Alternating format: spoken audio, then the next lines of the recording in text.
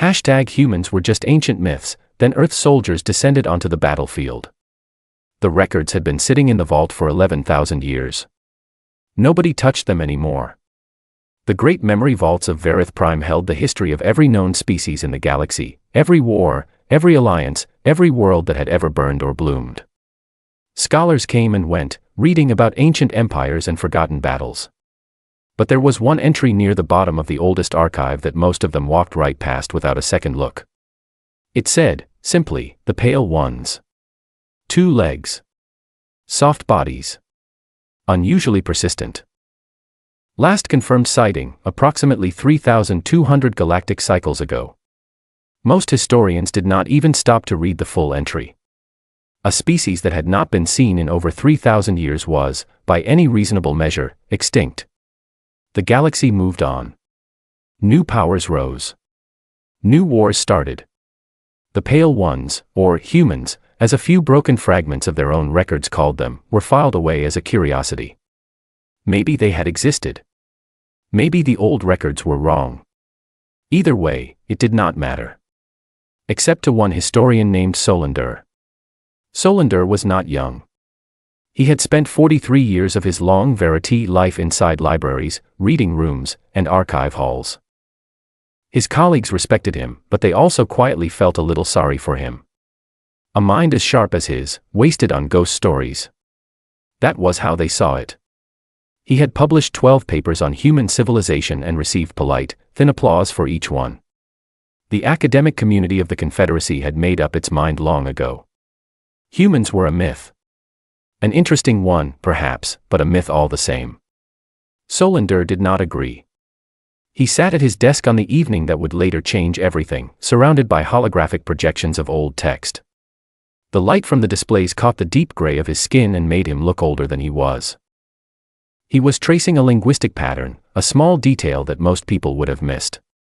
A single word, repeated across 6 different ancient sources, each from a different species, each from a different part of the galaxy. The word was always the same. It appeared in contexts describing moments of unexpected rescue, sudden reversals of impossible battles, arrivals that nobody had predicted. The word, in every case, roughly translated to, they came. He leaned back and pressed his fingers together. The Drenthaki swarm had been tearing through Confederacy colony worlds for 22 years. World after world had fallen. The Confederacy's military response had been slow, bureaucratic, and ultimately not enough. Planets were evacuated. People were lost. And still the swarm came, because the swarm always came, because that was what the swarm did. It consumed. It moved. It did not stop. Solander was not a military man. He could not stop the swarm. But something about the current moment felt familiar to him in a way that sat uncomfortably in his chest. He had read enough ancient records to recognize the pattern. A galaxy in crisis. A war with no end in sight. And somewhere in the old files, the whisper of something that had shown up before, unexpected, unexplained, and decisive. He opened the oldest file again and read the entry for the 100th time. The Pale Ones. 2 legs. Soft bodies. Unusually persistent. He stared at the word persistent for a long time. Far from Verith Prime, on the other side of the galaxy where the stars grew thin and the mapped territories ended, a very different kind of history was being made. Cavith 7 was not a beautiful world. It smelled like old chemicals and wet stone. The sky was the color of a bruise most of the day, and the ground had a way of sucking at your boots if you stood still too long. The locals, what few had remained before the evacuation, had called it home. The soldiers who had come after the evacuation called it other things, most of which were not polite. Colonel Dan Harlow had been on Cavith 7 for 6 months.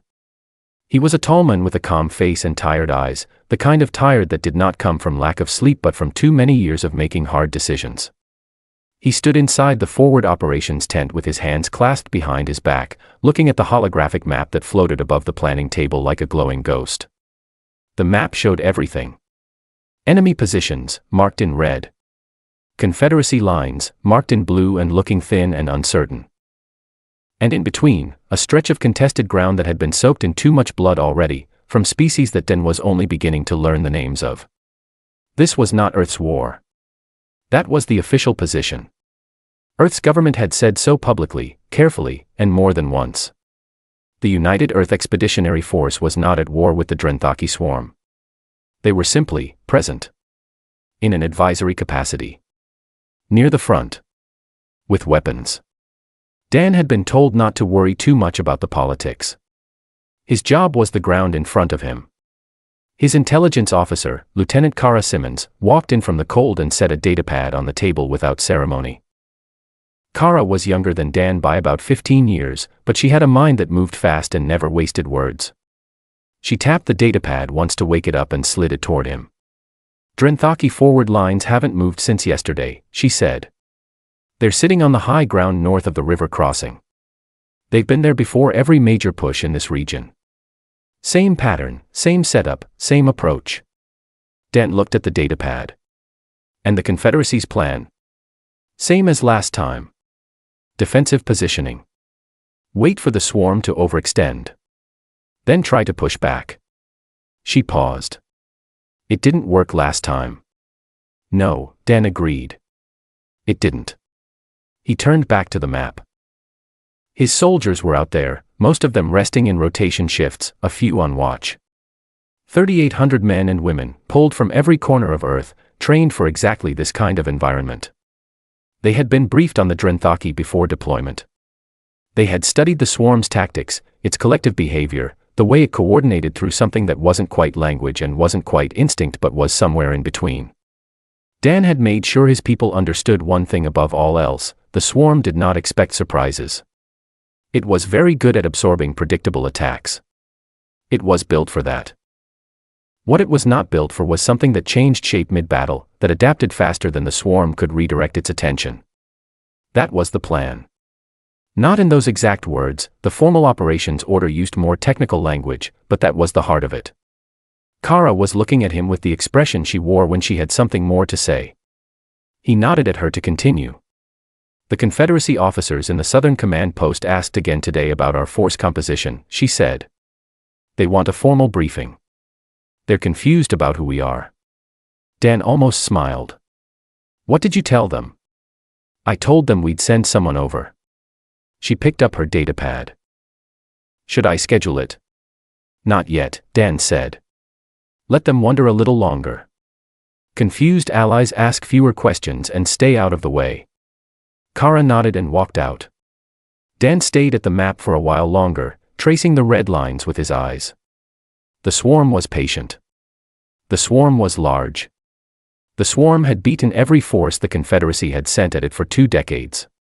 But the swarm had never met anyone from Earth. Dan did not think about that with pride or excitement. He thought about it the way he thought about most things, as a simple fact that needed to be used correctly. He reached over and turned the map off. The tent went quiet. Outside, the wind moved across Cabot 7's ugly sky, and somewhere in the dark, his soldiers were resting, cleaning their gear, eating bad food, and waiting. They were very good at waiting. It was one of the things humans had always been good at. #humans were just ancient myths. Then Earth soldiers descended onto the battlefield. The trench was not deep enough. Yethko had dug it himself, with his bare hands and a broken piece of hull plating, in the 20 minutes between when his unit was overrun and when the Drenthaki closed the last exit route behind them. It was barely deep enough to lie flat in, and the mud at the bottom was cold and smelled like something chemical and wrong. He lay in that trench and listened to the sounds of the world ending around him. Yethko was a border scout for the Confederacy's 14th Perimeter Division. He was experienced. He had been in bad situations before. He knew how to be calm when being calm was the only thing left available to him. But this was different from bad situations he had been in before, because those situations had all carried at least a thin thread of possibility, a route out, a communicator that still worked, a unit somewhere within reach. He had none of those things now. His communicator had taken damage during the initial strike. It made noise when he turned it on but sent nothing. His unit, 11 soldiers, people he had trained with, shared meals with, were gone. He had not seen them go down. One moment they were there, and the next the swarm had moved through the area like a wave, and when the wave passed, he was the only one still breathing. He had managed to play dead long enough for the forward elements of the swarm to pass over him. Then he had crawled. Then he had dug. Now he lay in the trench in the dark, and he composed his final memory log. It was something Verity soldiers were trained to do. You recorded your name, your unit, your last known position, and whatever observations you had made that might be useful to those who came after. It was a final act of duty. A way of making the death mean something, even if only in a small way. He was halfway through the recording when he heard something that stopped him completely. Movement. Not Drenthaki movement. He knew what that sounded like, a low, vibrating shuffle, many bodies moving together with a rhythm that was almost like a heartbeat. This was different. This was individual. Deliberate. And nearly silent in a way that was almost unnatural for creatures moving through rough terrain in the dark. Yethko pressed himself lower into the mud and turned his head slowly. Shapes moved along the ridge above his trench. He counted 6 of them, then lost count.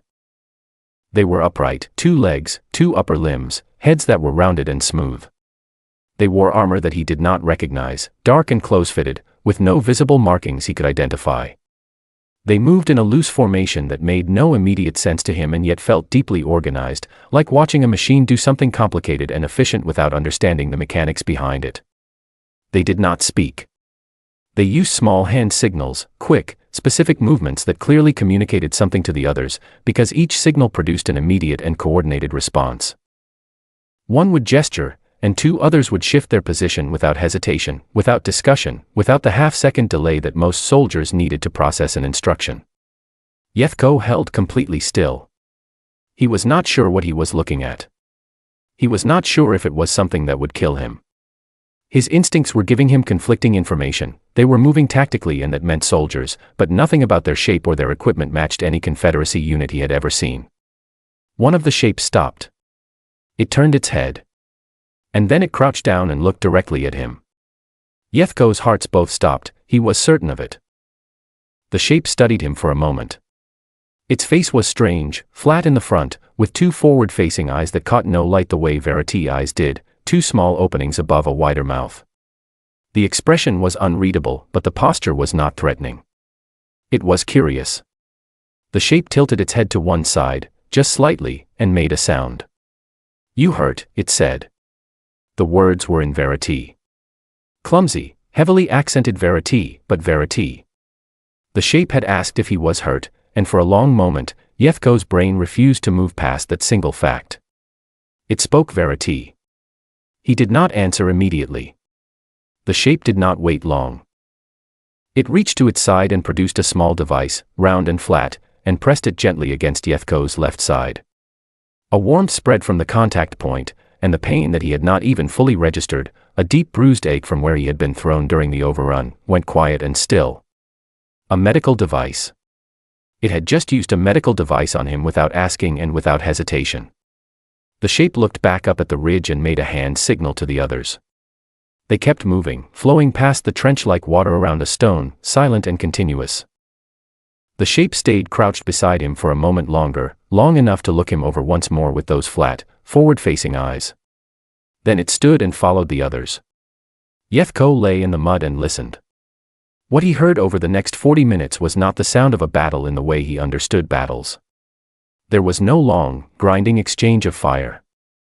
There was no back-and-forth advance and retreat that could be tracked and predicted. What he heard was a series of sharp, precise events, quick bursts of sound, movement that started and stopped in tight rhythms, and then a silence that grew and held and did not break the way silences during battle usually did. The silence after a battle that was still happening was always uneasy. It was the silence of things regrouping. This silence was different. This was the silence of things being finished. Then the shape came back. It appeared at the edge of the trench and reached a limb down toward him. The limb ended in 5-fingered hands. He had noticed that before, but it was still strange to look it up close. He took the offered hand, and it pulled him upright with an ease that surprised him given how physically slight the shape appeared. He stood on shaking legs and looked around. The ridge was clear. The Drenthaki positions that had been cutting off his retreat, positions he had observed and memorized and then accepted as permanent features of his death, were gone. Not retreated. Gone. He turned back to the shape. It was looking at him with an expression that might, possibly, have been patience. What are you? Yethko asked. His voice came out smaller than he intended. The shape reached up and removed the front portion of its helmet, and the face underneath was fully visible for the first time. It was young, he thought, though he had no real basis for judging the age of something he had never seen before. The skin was a warm brown color. The eyes were dark and calm. There was something in the expression that he could only describe as steady, not cold, not aggressive, just very, very settled. Corporal Lena Price, the shape said. 3rd Combined Arms. You are safe now. It paused, and then added, in slightly more careful verity, let us get you out of here. Yethko asked again, quieter this time. What species? What are you? Lena Price looked at him for a moment. There was no drama in her answer. No weight placed on it. She said it the way someone states their name or their rank, a simple fact, offered without ceremony. Human, she said. And then she turned and began moving, because there was still work to do, and standing still in a cleared combat zone was not something her training encouraged. Yethko followed her on legs that barely worked, and he turned the word over in his mind the entire way. Human. He had read that word once, in a very old file, at the bottom of an archive that most people walked past without looking. He had not thought it was real. #humans were just ancient myths. Then Earth soldiers descended onto the battlefield. The report from Yethko arrived at Solander's personal terminal at 0400 station time. It was flagged as a field incident document, routine categorization, the kind of thing that got routed through the archive system automatically because it contained observational data from a border scout. Under normal circumstances, Solander would not have even seen it until morning. But the automated keyword scan had caught something in the text, and that was why the flag was sitting at the top of his queue when he woke 3 hours early from a restless sleep and went to his desk without knowing why. He opened the file. He read the first paragraph and went very still. He read it again. Then he read the rest of it without moving, without making a sound, without even fully breathing, the way a person holds themselves when they are afraid that any small movement might break something delicate. When he finished, he sat for a long moment in the blue light of his terminal.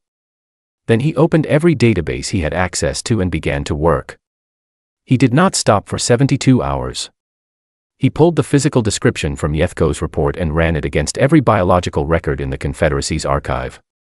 2 legs. 5-fingered hands. Forward-facing eyes. Flat facial structure. Soft outer skin in a range of pigment shades. Rounded skull. The search returned one match, buried at the bottom of a catalog entry from 11,000 years ago. He pulled the behavioral data. The hand signal communication system. The near-silent movement. The small unit tactics. The speed of decision-making in the field. He compared it to every military doctrine in the archive, ancient and modern. Nothing matched exactly. But when he pulled the fragmentary records from pre-fracture contact events, the ones that most of his colleagues dismissed as unreliable mythology, he found echoes.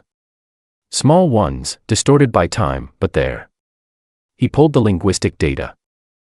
Yethko had recorded several audio fragments during the encounter without realizing it. The communicator that could not transmit could still capture local sound. The language the shapes used when they spoke to each other was clipped, fast, and largely unfamiliar. But Solander had spent 40 years reading dead language fragments, and he recognized the root structures. He had seen them before in the oldest files. Written versions, partial and damaged, from ruins on a dead moon in the mid-spiral. He ran the audio through his translation model. The model gave him confidence ratings between 60 and 80% on most fragments, which was actually very high for a language with no living native speakers in the database. Some of the words came through cleanly. The word for a rank of leadership. The word for a direction. The word for what appeared to be a unit designation. And one word that the model flagged as a species self-identifier. The word was human. Solander filed an emergency report to the Confederacy Council at 0318 on the 3rd day without sleep. He attached everything, the linguistic analysis, the biological cross-reference, the behavioral comparison, the full chain of evidence laid out step by step in language that was as clear and simple as he could make it. He titled the report, "On the Confirmed Survival and Current Presence of the Species Catalogued as the Pale Ones." He sent it and waited. The response that came back, 6 hours later, was 3 sentences long. It thanked him for his contribution to the archive. It noted that his findings would be reviewed by the appropriate department. It wished him well in his continued research. Solander read the response twice. Then he set it aside and went back to work, because that was what he always did. The Confederacy Council was not ignoring him because they thought he was wrong. They were ignoring him because they were busy, and because the situation at Cavith 7 had changed overnight in ways that nobody had a good explanation for. General Vazorlan was the commanding officer of the Confederacy's Southern Front. He was experienced, methodical, and deeply uncomfortable with things he could not explain. He stood in his command post that morning and stared at a tactical display that no longer made sense to him. The Drenthaki forward positions that had been in place for 11 days were gone. Not retreated in an orderly sense, disrupted. The swarm's supply coordination in the southeastern corridor had been severed. 3 separate command nodes, each in a different location, had gone dark simultaneously during the pre-dawn period. There were no friendly units in those areas.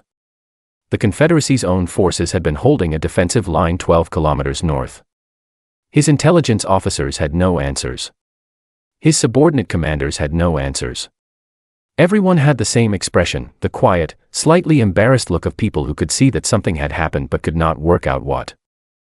Vazorlan was still working through the 3rd damage report when his aide told him that someone had arrived at the forward command post entrance and was asking to come in. Which unit? Vazorlan asked without looking up. That is the question, sir, his aide said carefully. The visitor was a single individual.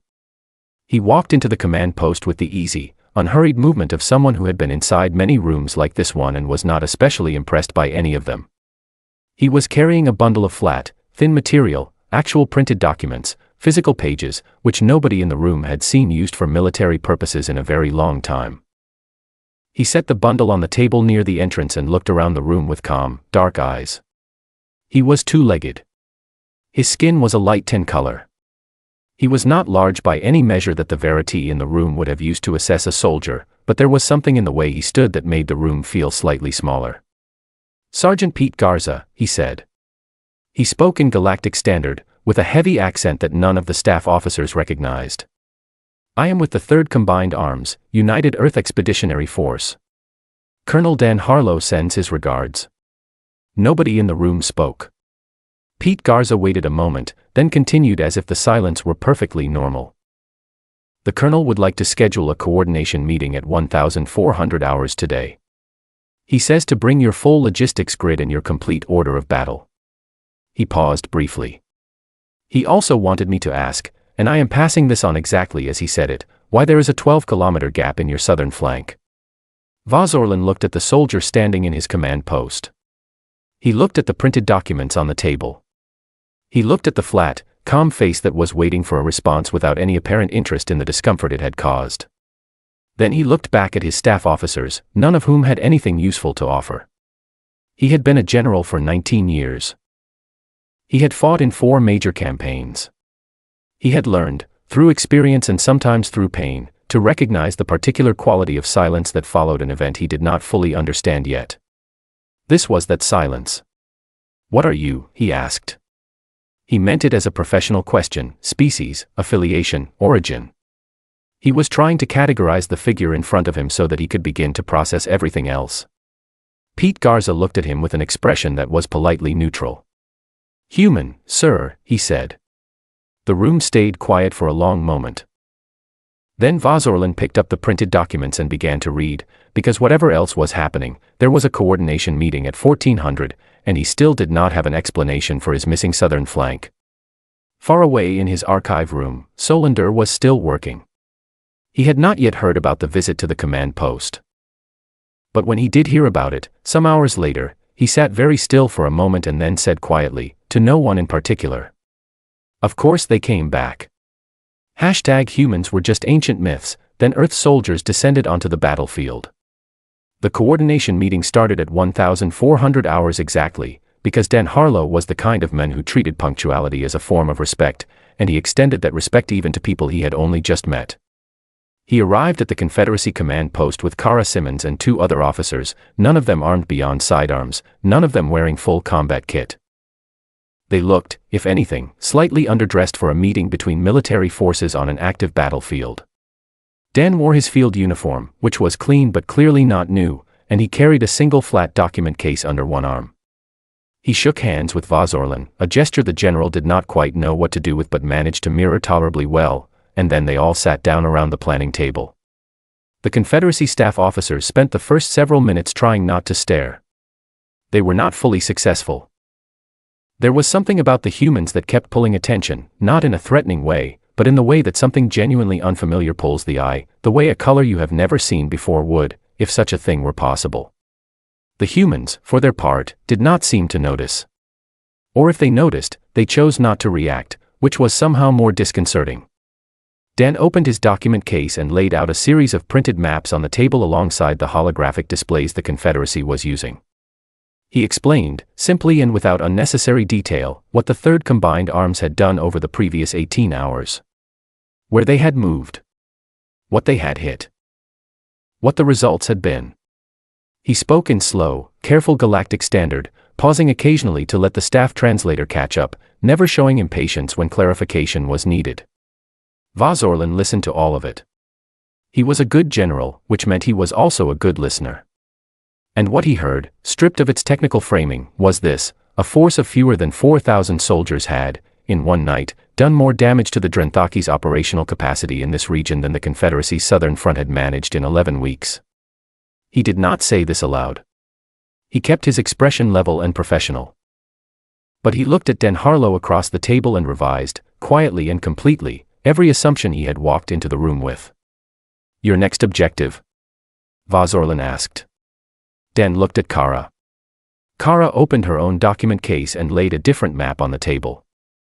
It showed the Drenthaki's broader position in this region, their hive anchor, which was the structure that connected and coordinated the swarm's collective thinking in this area, and the 2 large secondary clusters that fed into it from the east. "The hive anchor," Dan said. "If it goes down, the swarm loses coordination. What's left breaks into smaller groups. Your forces can handle smaller groups." Vazorlan studied the map. The hive anchor was deep inside Drenthaki territory. It was heavily surrounded. Every analysis his own strategists had done had placed it in the category of objectives not to be attempted without significant force multiplication and a minimum of 3 rotations of preparation time. Dan was describing an attack on it in approximately the same tone he might use to discuss a maintenance schedule. "How many soldiers do you intend to use?" Vazorlan asked. Dan thought for a moment. 3 elements. Roughly 1,200 each. The room went quiet. Several of the staff officers exchanged looks. 1,200 soldiers per element. Against the hive anchor and its surrounding defenses, which conservative estimates placed at 40 times that number of Drenthaki. Vazorlan chose his words carefully. "Those numbers seem very small." Dan nodded. "They are." He said it with no particular concern. "But we're not hitting it the way you'd hit it. We're not going straight at it. One element makes contact with the eastern corridor that draws the swarm's attention east. The second element cuts the supply route from the north that pulls attention north. The third hits the anchor while it's trying to look in 2 directions at once." He paused. "The swarm is very good at absorbing pressure. It is less good at processing pressure that keeps moving." Vazorlan looked at him for a moment. "And the third element, the one that hits the anchor? You will lead it personally?" "Yes." "What does it do, exactly? Beyond hitting the anchor?" "It makes noise," Dan said simply. Vazorlan did not fully understand that answer at the time. He would understand it later. The operation began 6 hours before dawn. Captain Roy Dunbar led the first element east. Roy was broad-shouldered and quiet, the kind of officer who communicated through action rather than words, and his element moved with the efficiency of people who had trained together for a very long time in very difficult conditions. They hit the Drenthaki's eastern corridor precisely when and where they were supposed to, and the swarm turned. Lieutenant Kara Simmons took the second element north. She moved faster than the timeline called for, which was deliberate. She had looked at the terrain maps and identified a window of opportunity that would close within 30 minutes of her element reaching the ridge. She pushed the pace, reached the ridge in 28 minutes, and cut the northern supply route with 11 minutes to spare. Her element then held that position for 3 hours against a swarm response that was heavy and determined and ultimately unable to get through. She did not report the difficulty back to command. She reported the status, route cut, position held, and kept working. Dan's element was the noise.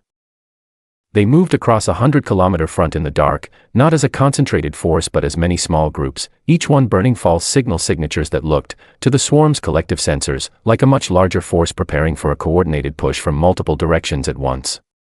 The swarm, responding the way it always responded to perceived threats, by spreading toward them, thinned itself across the full front. 40,000 bodies, dispersed across 100 kilometers of contested ground, each group responding to signals that were not attached to anything real. Dan's element was the smallest of the three. He moved with them, saying very little, directing through signals and occasional brief exchanges with his squad leaders. He had a habit in the field of going very quiet, not closed off, but inward, focused, running the picture in his head in real time and adjusting for things that the plan had not accounted for. There were always things the plan had not accounted for. The best plan simply had fewer of them. The hive anchor fell at 0347, 23 minutes ahead of the operation timeline. Roy's people had been inside the outer ring of its defenses for 41 minutes by then, moving through it with a precision that the structure's automated responses could not keep up with. The anchor was large, but it was not built to handle something that moved this fast and hit this hard from inside its own perimeter. When it went down, the sound was low and deep, like something very old settling into the ground. Across the front, the swarm hesitated.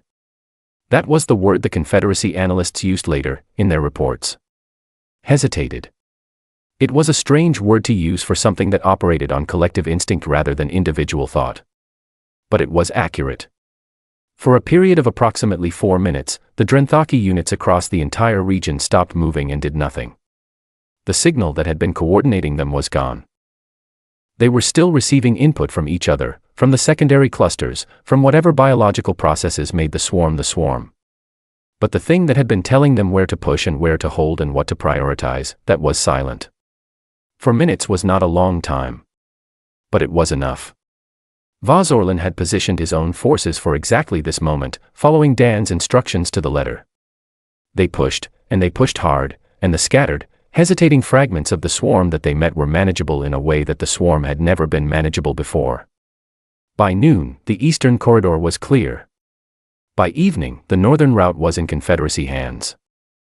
By the following morning, the Cavath 7 front had shifted in ways that would have seemed impossible 48 hours earlier.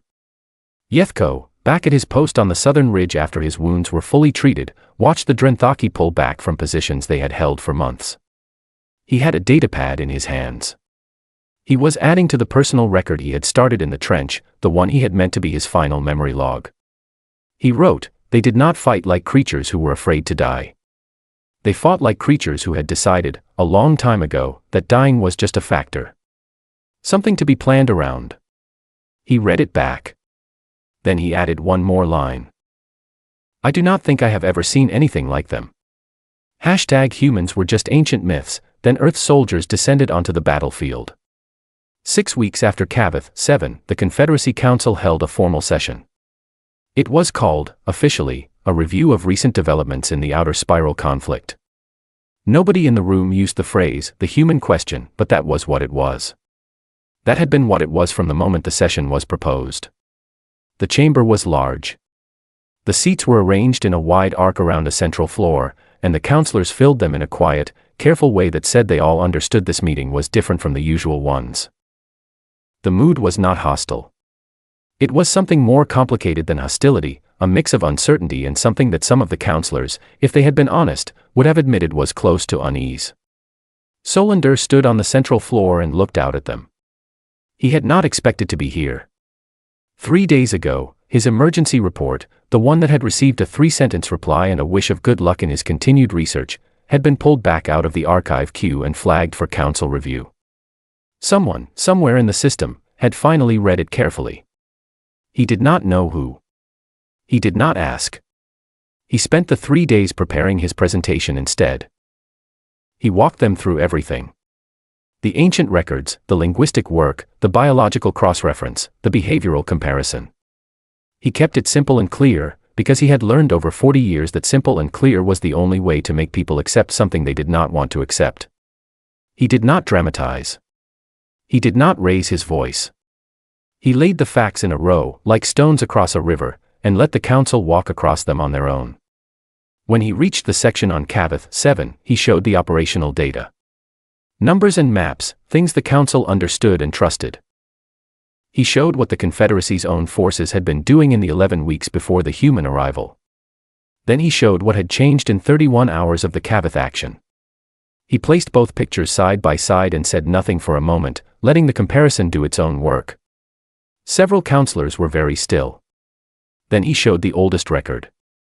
He had saved it for last, not for theatrical effect but because he had always felt it belonged at the end of the argument rather than the beginning.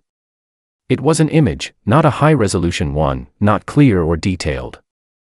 It was a reproduction of a carving found on a dead moon in the mid-spiral, left by a species called the Orith, who had made contact with humans approximately 4,000 years ago and who had been extinct for 3,000 years after that. The carving showed a small upright figure between two taller figures of different shapes. Beneath the three figures, in the script of a dead language that Solander had spent 11 years learning to read, were 4 words. He translated them aloud. They showed up for us. The chamber was quiet for a long time. One of the senior counselors, an older figure named Brensalith, who had served on the council for 30 years and was not easily moved by anything, looked at the image on the display and then looked at Solander. "You believe the humans came to Cavith 7 because they chose to," Brensalith said. "Not because they were asked."